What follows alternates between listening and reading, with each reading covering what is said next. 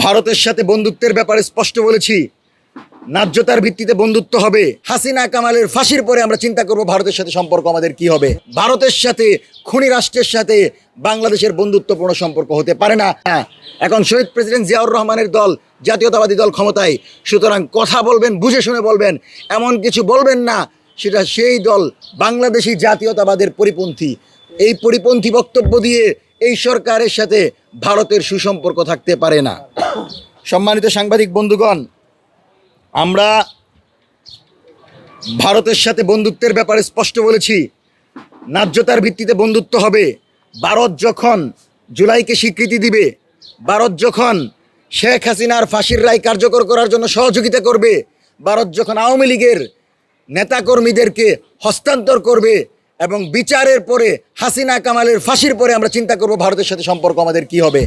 তার আগে সন্ত্রাসীদের আশ্রয়দাতা ভারতের সাথে খুনি রাষ্ট্রের সাথে বাংলাদেশের বন্ধুত্বপূর্ণ সম্পর্ক হতে পারে না। তার প্রমাণ হচ্ছে এই ভারতের ত্রিবেদীর বক্তব্য। এবং আমি জহির ভাইকে ধন্যবাদ দিতে চাই, তিনি বলেছেন যারা সার্ককে সুসংগঠিত করতে চায় না, যারা সার্কের ঐক্যতে খুশি হইতে পারে না, তাদের সাথে বন্ধুত্বের কোনো সুযোগ নাই। সুতরাং আগে সার্ককে সুসংগঠিত করার ব্যাপারে ঐক্যমত হন।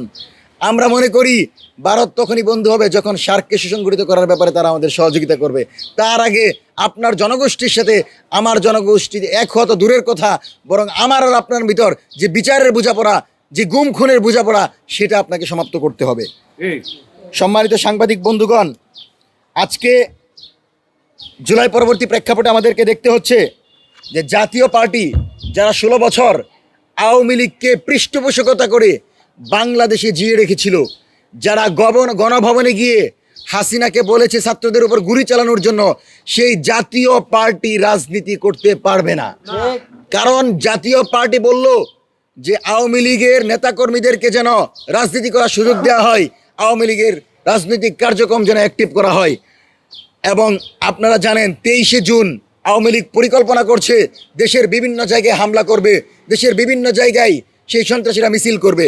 তার মানে দিল্লি থেকে হাসিনা জে.এম. কাদেরের কাছে বার্তা পাঠায়, আর জে.এম. কাদের এখানে ছাত্রলীগদেরকে সুসংগঠিত করে আবারও ফ্যাসিবাদী কায়দায় বাংলাদেশের এই সরকারকে উৎখাতের পরিকল্পনা করছে।